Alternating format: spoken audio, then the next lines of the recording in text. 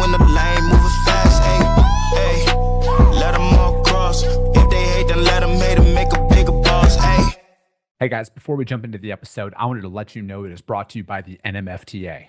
Let me ask you a question. Do you ship LTL freight?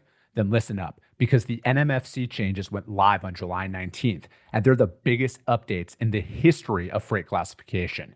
Now more than ever, accuracy matters. That's why carriers, shippers, and brokers alike are turning to Class IT Plus, the NMFTA's new digital platform for real-time NMFC data. Stop guessing, start classifying smarter, and quote freight with confidence. It's time to get your ship together because the NMFC changes are already here. Learn more at nmfcchanges.com and get started with Class IT Plus at classitplus.com. Just do me a favor and let them know that the Freight Coach sent you. This episode is brought to you by SPI Logistics, the premier freight agent logistics firm in North America.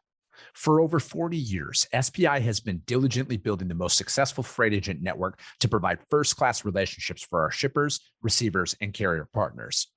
We are more than another transportation network. We are a dedicated team of professionals united by one singular purpose, and that is to expedite our agents' success. All of our agents are set up for success on day one, as they are provided with a full suite of support staff that is ready to assist them with everything from after-hours emergencies to financial and administrative needs on a no-fee basis. This way, you can focus on continuing to grow your business. There is no financial risk to start, and you have the ability to earn up to 75% in commissions. If you are looking to take control of your financial future and build your business with the backing of one of the most successful logistics firms in North America, visit www.spi3pl.com to learn more. Do me a favor and let them know that the Freight Coach sent you. What is up, ladies and gentlemen? We are back. We are live. It is the Freight Coach Podcast, the top podcast in transportation, coming to you guys every single weekday, 8:30 a.m. Pacific, 10:30 Central, to break down some industry headlines. But most importantly, you guys provide some actual insight into what you can do with all of this information. If this is your first time tuning in, welcome. This is the real side of freight, ladies and gentlemen. And I do say that before every single show. And what I mean by that is I only speak with transportation professionals, because at the end of the day, I want to talk to the right individuals who have done what you're looking to do or who are currently doing what you're trying to achieve. So you can take that information, apply it, utilize it, and see a meaningful difference in your business and your life. Happy Wednesday, everybody. I got a very special guest for you guys, and I'm going to bring him up here in just a couple of minutes. We're going to be talking about your fleets, all of the intelligence factors that are available out there, the interconnectedness of what their company has recently gone through on rolling up a couple of core products into one single source. So we're going to be breaking that down. But before we get into that, you guys know what we got to do. It's This Week in Freight, powered by my friends over at DAT. Again, you guys, all of these lane analyses are 100% viewer submitted. So if you want your lane broken down on the show, I need you to email my team, podcast@thefreightcoach.com. All I need is shipping city, delivery city, and trailer type, and we're going to break it down. And today's lane is Dallas, Texas, going to Philadelphia, PA for a reefer trailer. And just like every lane in the United States right now, it is up and to the right. And which is a great sign for the drivers out there. There's times there's a light at the end of the tunnel to start clawing back some of that debt that a lot of them have seemingly went in through over these past couple of years with the depressed freight market. But no matter what, you guys, the first step that we always look for, miles, 1,400 miles. That is that gray area where I'm going to want to ship this out on either a Friday or a Monday or a Tuesday for the best transit time that comes along with it. Now, I'm not telling anybody what to do with this on transit time, but my general rule of thumb, what I'm looking at it is 500 miles a day is the average that most drivers can make with their drive time. So if we're looking at this, though, if you're out there pricing this out, that Thursday to Monday, if your customer has to have it out on a Thursday for a Monday ship or for a Monday drop date, you're going to want to pad that rate a little bit more from them, unless you're in that contracted RFP style. You're going to kind of probably wear it on those days, but your savings will come in the other days of the week that they move out there. But as we've been talking about, this lane's only going to continue to rise. I mean, that's pretty much where my analysis is out there across the board. And you have to be very careful when you're pricing a lot of this stuff out, because today's rate might not be this afternoon's rate, or this morning's rate might not be this afternoon's rate, or today's rate might not be tomorrow's rate. It's very much carrier specific out there right now. And, we're finding that is a challenge in some of the lanes that we're running is we're bidding late, rates for today.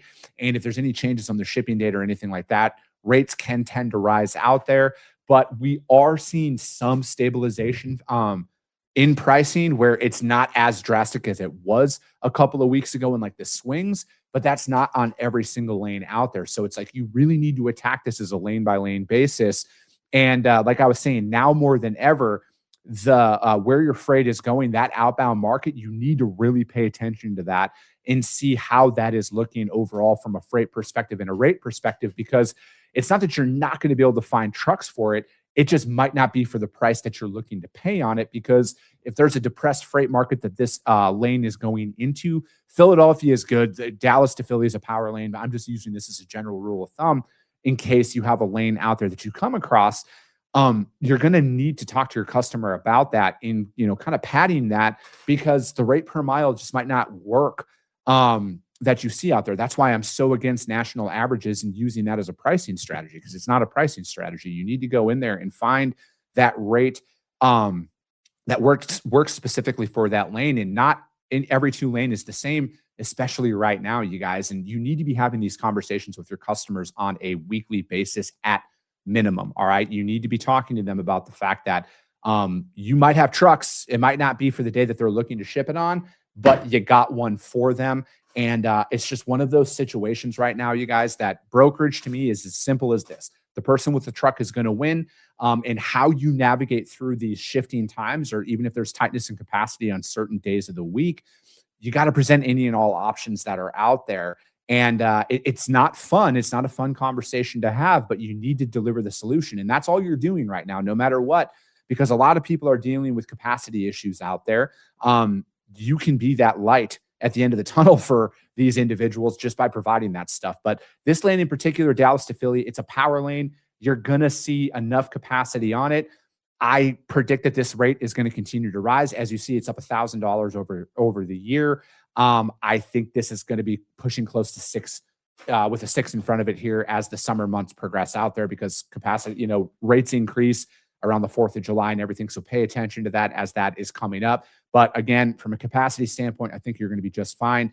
I just think that if you have that truck in hand pricing, you're going to be in a lot better financial position to try and eke out somewhat of a profit out there. But that is This Week in Freight, powered by my friends over at DAT. And again, you guys, if you guys want your lane broken down on the show, hit me up, podcast@thefreightcoach.com, and we will break it down. All we need is a shipping city, delivery city, and trailer type. All right, let's jump into the interview here, you guys. I've had them on the show in the past. This is my first time with him on the show, but this company's been on a couple of times now over the years. And I want to welcome Mr. Quinn Cochrane onto the show. So Quinn, thank you so much for jumping on here this morning. Absolutely. Happy to be here. So dude, talk to me. So I always like to, this is your first time on the show, Quinn. So I like to, I always start off with the first question like this. How'd you get your start in freight? Like, what brought you into the transportation industry? Yeah. So, it wasn't a straight line. I spent most of my career building technology, products and platforms. So I kind of was looking for a new challenge, and I was approached by a gentleman, Martin Mertlin, someone who I previously worked at a company called Sterling Backcheck, and he introduced me to what at the time was called DriveWise. Mm-hmm. And I just really enjoyed the vision, the technology, and the problems they were trying to solve from a platform standpoint. What really caught my attention was the scale and the complexity, of the challenge. Like, at the recent roadshow, somebody had said, literally every product that you hold was probably delivered by a truck, right? And so, as someone who spent years in technology, the idea of building systems that connect edge and device and cloud based services to, deliver the real-time bypasses and safety alerts, it was very compelling. And it wasn't just about moving data. It was about helping to keep trucks, moving more efficiently, reducing emissions, and, zero fatalities on the road. So that's what kind of got me into the transportation industry. And I've been doing this for about 3 years now. Okay. And really enjoying it. Yeah. So what was one of those things? Because, you guys recently, Fleetworthy kind of rolled up a bunch of different products here. I know a couple of them were through acquisition, and seemingly you guys were having it now under one single connected platform. Like, what was the operational tipping point, or was there too many data silos going on out there that frustrated everybody? Kind of like, what was that thing that happened where you're like, hey, we got to roll this up and have these systems start talking? Yeah, I mean, exactly. I think about it like we were three different companies. If you had to, like, if you imagine like three different stores next to each other, if you had to go into one store and give all your information and then go into the next store and provide all that information again, and then go into the third store and provide all that information, it just feels very tedious. And also, all of the decisions that are made in each one of those stores are in isolation. So you don't really get a complete picture of, what is necessary to kind of, get the task to be done. Right. And so we kind of set out to really take a very complex problem of how do we combine this data so that it feels like one experience for the customer. And that's why I lead the unified experiences team. And so we came up with this notion of federating the data. And so we do that on the back end. That provides, I think about it like if you go into an airport, it's like having a passport, right? That you can take to any airlines, get through, TSA and everything else, like with that one passport, right? It knows your identity, right? So the same thing with like vehicles and drivers and accounts and things like that. How are fleets going to see like an operational difference with after this integration and this kind of roll up? Like, what were some of those I guess roadblock is the best term to use here. Like, what were some of those blocks that a lot of your guys' customers were experiencing out there that now with this integration are seemingly going to go away? Yeah, I mean, it kind of goes back to what I was saying there. Like when things break down between not having these connected platforms, it's when they have to, enter the data in multiple places. Entering the data can lead to, duplication. It can lead to mistakes. It leads to operationally, like, having, incorrections that need to be reconciled. Right. And so by unifying that data, we get to one source of truth. Right. We can have a fleet manager end up, connecting those dots, logging into a single portal. Right. Being able to, combine toll activity, bypass activity, safety signals, compliance events, vehicle data, and driver behavior all in one place, right? And that's, incorporated into one big operational picture. And that means that we can they can make informed decisions, immediately. Mm-hmm. I look at like with the centralized vehicle management and kind of like the approach that you guys are taking with this. And I mean, it's very timely for a lot of legislative things that have came down here, especially with safety scores kind of being the thing now moving forward for a lot of fleets. And, that's going to be one, like with, the Supreme Court ruling, because I'm a broker. And it's like a lot of that came down where, it was like safety scores and, carrier data and a lot of that information that is out there. And, there's some like 90% of the trucks on the road that don't have any safety scores within the FMCSA. So it's like I'm looking at it now and the importance of keeping your fleet organized from that safety standpoint and those score standpoints. And you guys are seemingly keeping everything through, like keeping it all logged in a clean way. So it's like, are people just, essentially uploading the VIN number for the truck? And then that has like their, with your guys' toll, like the bypass and the compliance logs, is that all under one thing? How is it identified? Is it by the truck number? Is it by the VIN number, by the driver? How do you guys kind of keep all of that separate for fleets? Yeah, all of that stuff. We've had to kind of think about it. It's a complex problem to solve, but we do take into consideration things like the VIN and the license plate and the driver and those kind of things in order to federate that data, like really to kind of get to that one vehicle record or that one driver record. so that we can basically then start pulling in the bypass and the compliance data and the toll data all into kind of one place, so that they can see all those things and make decisions. So how do you go through and like remove any of the duplication thing or like the double work, right? Because I think like that's one thing that personally drains a lot of our time inside of our operation is that, you know, like every customer is different, right? And I would assume with fleets out there, everybody operates differently. How are you guys kind of creating that ecosystem that is like transferable between customers, and there's not too many people coming to you guys with like, hey, we need it done, you know, in a separate manner? Yeah. So I think one thing is like our centralized vehicle management solution makes it easy to find the duplication within our platform, and you know, combine that data with our algorithms. But also, you know, we're looking at, you know, in the future, because we have this capability now, we should be able to do things like, you know, pull in data from outside, like, for example, maintenance data or load information or something like that, be able to federate that in order to provide things like total cost of ownership. So if we're looking at this from the driver experience, right? Because like I think it's easy to sit here and, you know, fleet managers are going to think this is awesome, but the end user, the driver of this, how does this, you know, like new workflows, what can a driver expect to see on their screen? Like, how does it improve their lives? Yeah. So I think that drivers, number one, I think that they tend to be like the first technology users. And I know that I have one of my best friends is a driver, and I was just talking to him about this like last weekend. He was saying how, you know, he's not worried about the technology. He just wants things to work, right? Yeah. He cares that they work.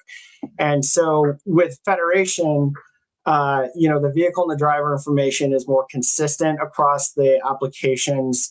Our new products and services can be activated more quickly, fewer setup issues, you know, caused by mismatched data between the systems. You know, it's just a more seamless, you know, experience. So we've always, you know, it's one of the advantages of our Fleetworthy Go app is that, you know, it's single sign-on, it is a seamless login experience, and it's always on, right? So it helps to create a smoother experience by really just ensuring that the systems that, you know, the drivers are using are working together with the same information. And it allows us to do things like pull in like the compliance documentation now, like something that we weren't able to do before, but now are able to, because we can federate that driver across to our CP suite. We can pull in those compliance documents into the Fleetworthy mobile app, so that those documents are available in electronic form instead of like in a notebook, right?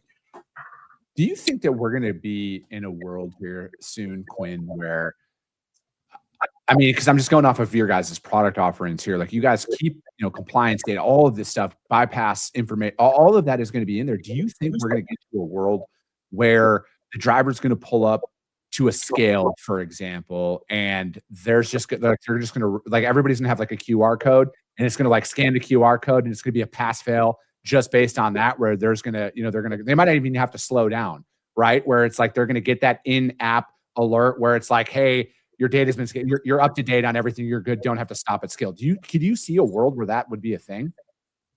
Yeah, I mean, it's already a thing in terms of like what our service offers. You know, we deliver alerts that, you know, you get a bypass or not, so they will know whether or not they need to go either pull into the weigh station. But we're, you know, as part of unifying this experience, we're doing everything that we can to make sure that, you know, they have the credentials and the documentation that is needed for those stops. You know, we've recently released our e-inspection process, you know, which I'm sure one of the other product managers would be happy to talk to you about. But you know, so I definitely see, you know, as we kind of move further and further along in technology, you know, it's about not just combining our systems, but about combining workflows, right? and making those workflows as seamless as possible for our drivers and fleet managers. Mm-hmm. If we're looking at this from a safety perspective, and I mean, I know like traffic alerts and everything, like how is this going to lead to safer roads, do you think? So I think that it's a good question, but like we already provide safety alerts, and like those are there for drivers in our Fleetworthy Go platform today. Again, by being able to unify that experience, we're able to provide that experience to our drivers, in a way that's as seamless as possible, so that they are always getting those alerts. Like one of the things that we're doing on the platform and is moving from a polling mechanism for our safety alerts to more of a push mechanism. So those like ephemeral kind of geofences, like weather situations or blue light or emergency vehicles, like we can be sure that those alerts are delivered to the driver in near real time, where before that's been a challenge. Yeah, it's because it's like I look at a lot of the tech in stuff that comes out there, and it's like I come from a family of truck drivers, and they're kind of like what your buddy was saying is I just want the stuff to actually work. That's kind of the way a lot of these guys are out there on the road, right? It's like, hey, all these tools are great, but like if they're not going to work, if they're going to make my day harder, I don't want to use them. And then it's like, is that building up any resistance out there? But then again, I think like ultimately for me, it's like, how do we improve road safety out there? And it's like with whether it be weather alerts, traffic slowdown alerts, all of that stuff, how can that connect into the cab of the truck now? And do you see anything coming down the pipeline? And this is just kind of a random question here, Quinn, for you. It's like, do you see anything coming down where it's like there's going to be an OEM integration at some point to where it's like it does start to slow down the truck? If there is any alerts out there that like, hey, in 1 mile there's a slowdown and stuff like that. Do you see anything like that happening, or is there too much like legal BS that could come about where that wouldn't be a thing? So we're already doing things like alerting our drivers whether or not there's like low bridge and that kind of thing ahead. But yeah, we're looking at I think it's totally possible that we'll be able to leverage like that data that's available, and able to pull up into our system and provide those alerts to our drivers. Like one of the things that we're looking at, working with another company that does things like slow down the vehicle if they're heading to to a low bridge or something that might actually cause damage to the truck, right? The vehicle slows down, we want to be able to display an alert. And so we're looking at how we can work with that company in order to pull in that information, right? And so that's something that I see definitely a direction that we're going. So are you guys looking for, is it fleets of all sizes or, or owner operators out there? Because, that's a big portion of the trucking community. Is this a tool that they are seamlessly able to start using out there?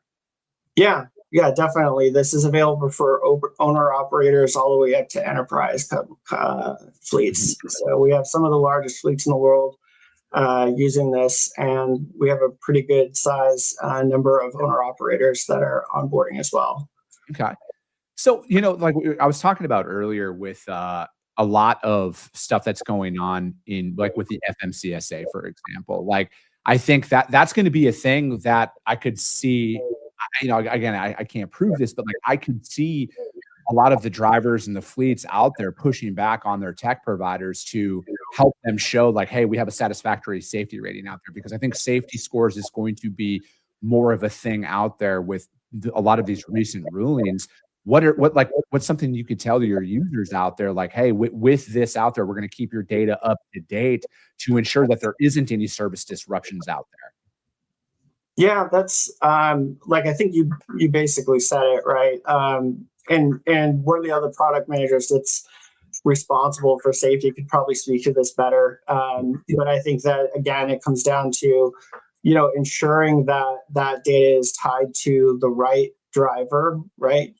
and we're pulling in the right vehicle information and all of that, so that fleet managers can see that data, can make decisions about what to do about it, provide coaching, that kind of thing, in order to improve. So it's not just about like, here's what happens. We want to be able to say, here's what happened, here's what you can do about it, and be able to even predict where things might be going in the future, like how to improve those workflows and things like that.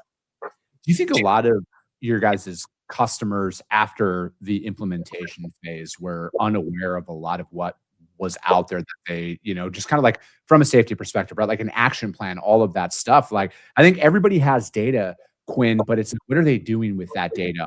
Are they missing certain key data points that could improve their operations? Yeah, absolutely. I think that's a common, not problem, but a common kind of thing that we see.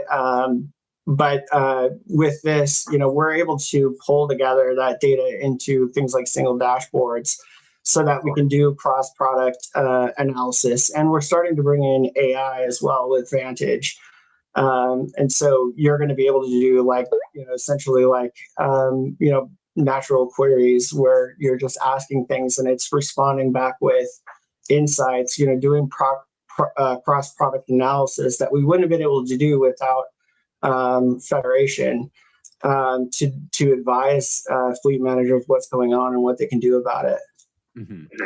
Do you think, like, how does something like this, if we're looking at safety and like overall data from the truck itself, and again, this might not even be a product of your guys's, but it's like, how does this improve like the life cycle of some of these, some of this equipment, right? Because I think a lot of fleets out there, like they're trading in every couple of years or something like that. Is there a way now with data and technology that it's like, hey, if you're tracking these right metrics, you could actually improve the life cycle of your investment in your equipment? Yeah, I think that what we're able to do today is we're able to basically tell you like how much time you're saving, how much cost you're saving in terms of emissions and like toll and things like that. But we'd like to be able to, like I said, be able to bring in like things like that maintenance data, so we can get to a total cost of ownership metric for customers, or other data that they might want to know, so that they can really get an idea of what their maintenance costs are, and how much potentially how much life they have left on things right before they need to do repairs. Yeah.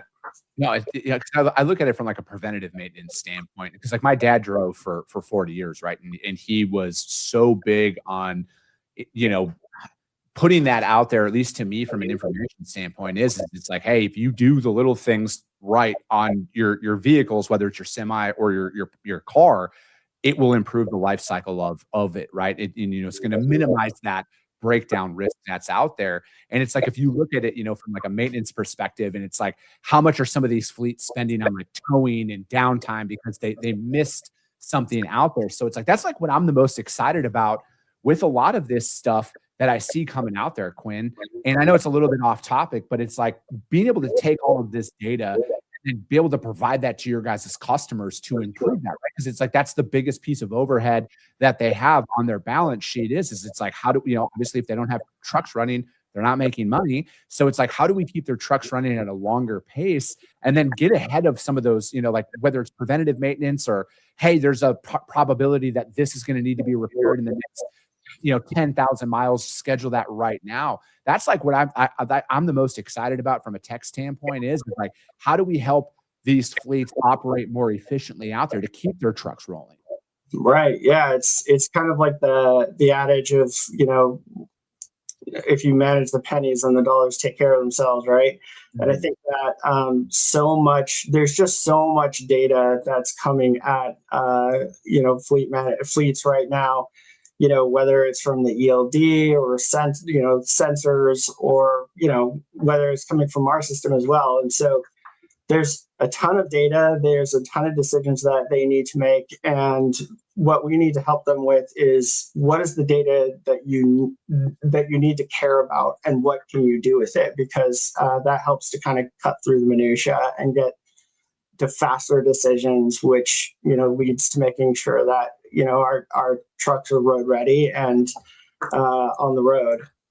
Yeah. No, I love it. Quinn, thank you so much for your time today. How does anybody reach out to you guys to find out more about what you guys got going on now? Yeah, you can hit me up on LinkedIn. Absolutely. So yeah, go ahead and find me there. Otherwise, yeah. Perfect. Quinn, thank you so much for your time today. That is going to be it for today, ladies and gentlemen. As always, if you got value in what you heard and you're not subscribed, subscribe to the show, you guys. And if you're feeling ambitious, rank that show on iTunes and Spotify, because if you see value, your network's going to see it as well. I appreciate you guys. I love you guys. And we'll be talking to you soon. Came back with a bang, window down, yelling out money, anything. Hey.